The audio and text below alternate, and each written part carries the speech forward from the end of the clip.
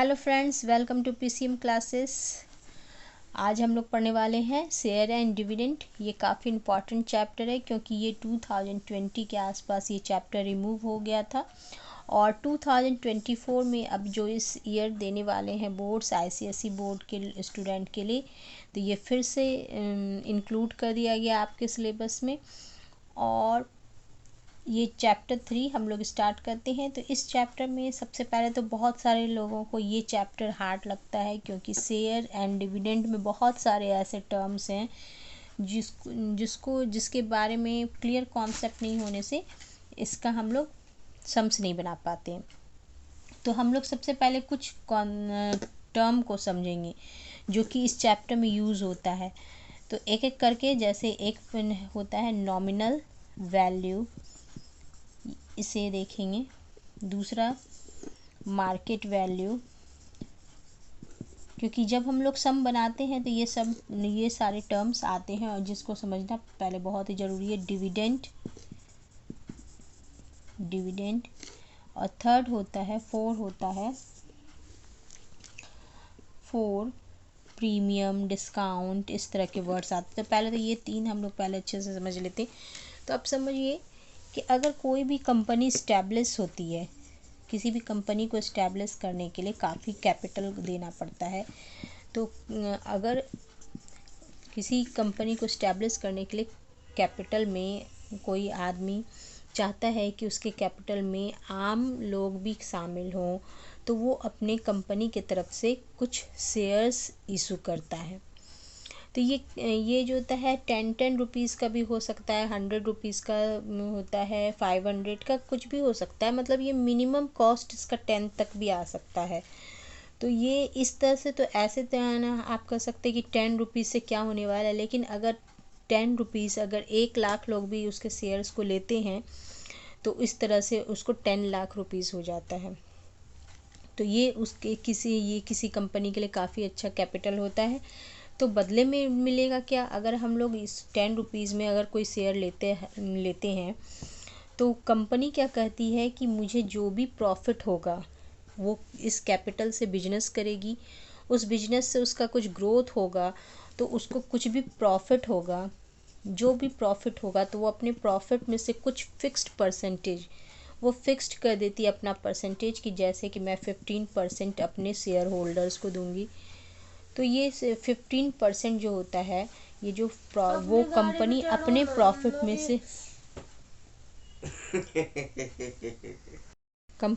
Profit में से जो फिक्स परसेंटेज रखती है उसी को हम लोग कहते हैं डिविडेंड। अब ये देखते हैं, अब ये 10 रुपीज़ का जो मैंने बताया कि जैसे 10 रुपीज़, 100 रुपीज़ का ये अपने शेयर इशू करती है। और इसका जो ये शेयर इशू की, अगर इसका वो वैल्यू फिक्स कर देती कि मैं 10 रुपीज़ का शेयर अपना मार्केट में निकालूंगा, तो ये 10 रुपीज़ जो होता है ये इसका कहलाता है नॉमिनल वैल्यू, जिसको शॉर्ट में एनवीवी लिखते हैं। अब अगर ये कंपनी बहुत अच्छा कर रही है मार्केट में, तो जाहिर है कि उसका, या फिर पहले से उसका अगर मार्केट में पकड़ अच्छा है, तो हो सकता है कि उसने जो 10 रुपीज़ का शेयर, उसने 10 रुपीज़ उसका प्राइस फिक्स रखा था, लेकिन मार्केट में उसका जो होता है 12 रुपीज़ या 15 रुपीज़ हम लोग लेते, 15 रुपीज़ के आसपास में अगर बिक रही है, तो ये कहलाता है मार्केट वैल्यू।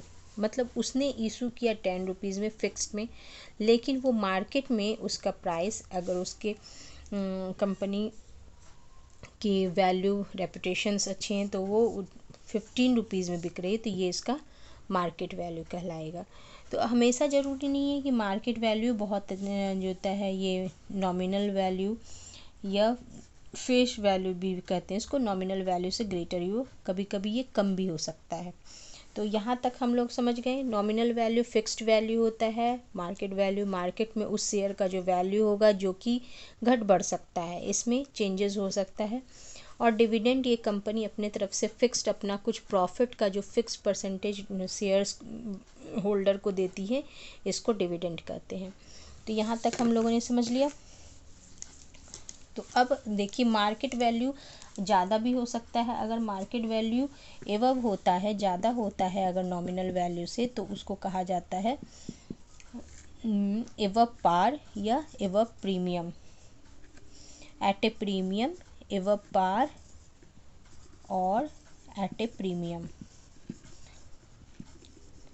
और अगर ये मार्केट वैल्यू अगर किसी कारणवश मान लीजिए उसका कंपनी अच्छा नहीं कर रहा है, जिसके वजह से उसके कंपनी का ग्रोथ नहीं हो पा रहा है, तो उसका धीरे धीरे मार्केट वैल्यू गिरने लगता है और कभी कभी ये मार्केट वैल्यू नॉमिनल वैल्यू से भी नीचे चला जाता है। तो उस केस में अगर नॉमिनल वैल्यू ग्रेटर है मार्केट वैल्यू से, तो उस केस में को कहा जाता है बिलो पार और एट ए डिस्काउंट। तो इस केस में हम लोग क्या करते हैं, जितना भी डिस्काउंट लिखा रहता है या बिलो पार करता है तो हम लोग उसको नॉमिनल वैल्यू से माइनस कर देते हैं।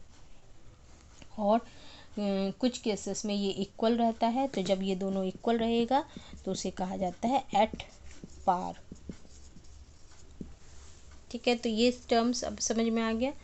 अब एक दो इसमें फॉर्मूला है जो कि हम लोग को देखना है। फॉर्मूला नंबर 1 है सबसे पहले कि अगर हम लोग कि कोई आदमी अगर सम कुछ लगा रहा है, मार्केट में कुछ अपना पैसा लगा रहा है, तो उसको कहते हैं सम इन्वेस्टमेंट।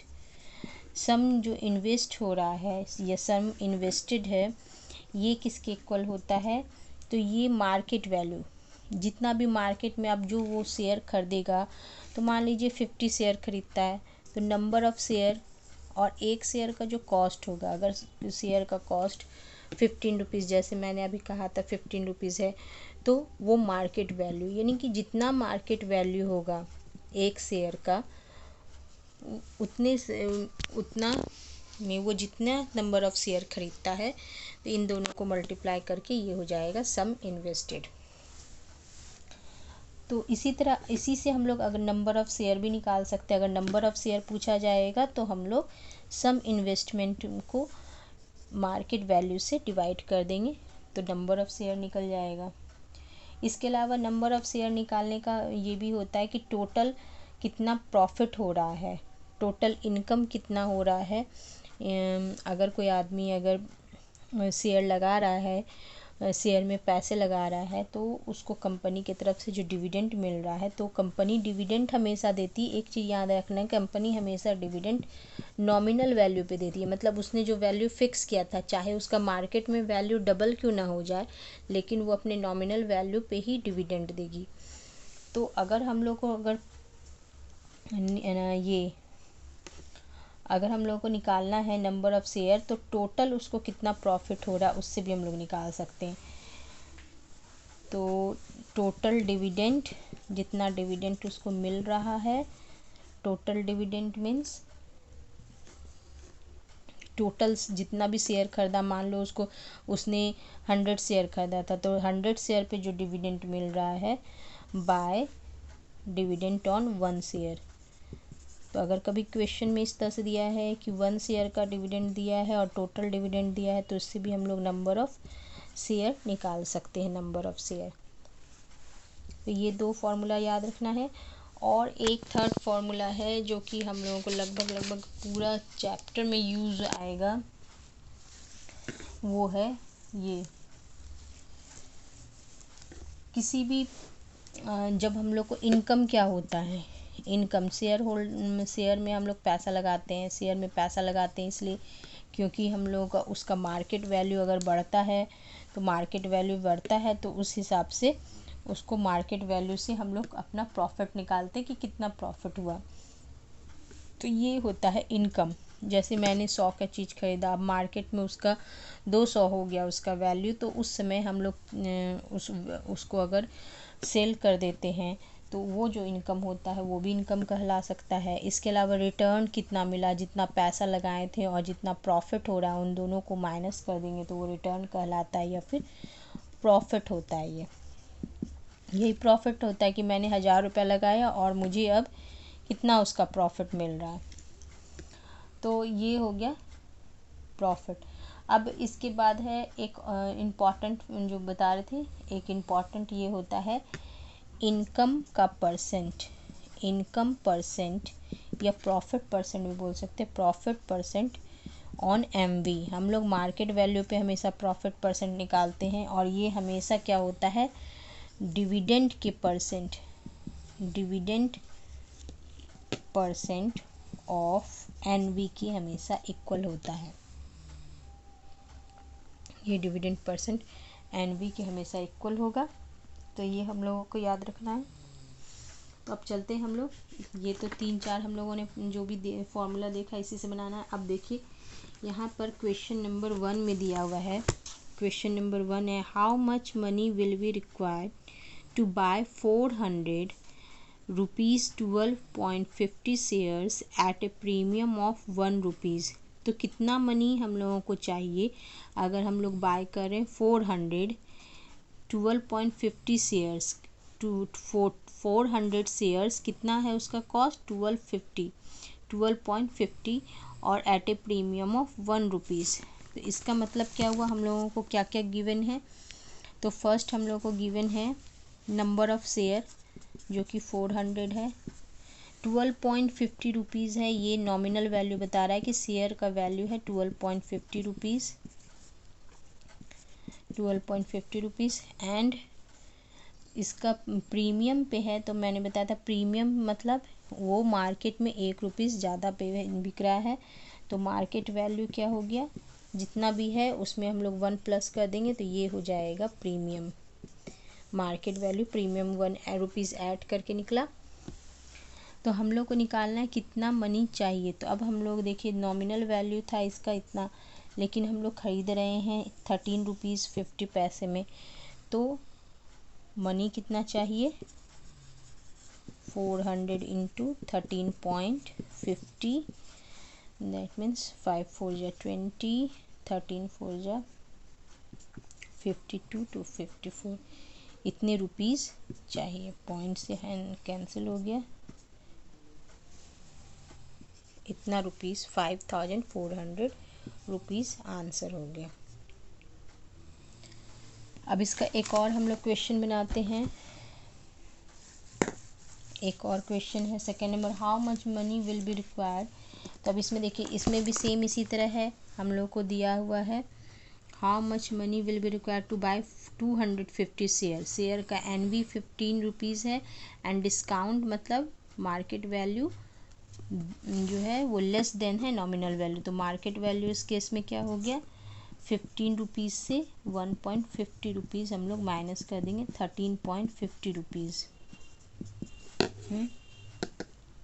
और तो मनी कितना हो जाएगा, मनी कितना चाहिए 13.50 इंटू नंबर ऑफ शेयर कितना था 250, तो 250 से मल्टीप्लाई करके इसका कैलकुलेशन हम लोग कर लेंगे। इस तरह से इन दोनों को मल्टीप्लाई कर देंगे तो हो जाएगा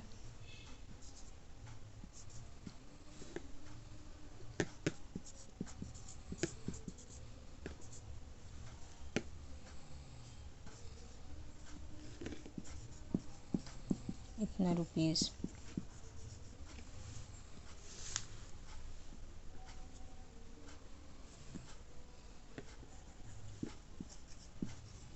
इतना रुपीज़ हो जाएगा, ठीक है। अब इसके बाद थर्ड नंबर का क्वेश्चन हम लोग देखते हैं। थर्ड नंबर के क्वेश्चन में दिया है a person buy 120 share at a nominal value of 40 each, he sells at 40.50 each, find his profit and profit percent. A person buy 120 share at a nominal value of 40 rupees. तो इसमें number of share दिया हुआ है हम लोगों को 120, nominal value दिया है 40 रुपीज़, एंड उसको बेच रहा है कितने में, बेच रहा है विच ही सेल्स ईच, तो इसका मतलब मार्केट वैल्यू एक तरह से ये हो गया 42.50 रुपीज़। एंड इसका प्रॉफिट परसेंट निकालना है, तो प्रॉफिट तो वही हो गया कि वो कितने में ख़रीदा, प्राइस कितना था, ख़रीदा था वो 40 रुपीज़ में और बेच रहा है इतने रुपीज़ में। तो पर शेयर प्रॉफिट पहले निकाल लेते, पर शेयर प्रॉफिट उसको एक शेयर पे कितना प्रॉफिट हो रहा है, तो 2.50, 42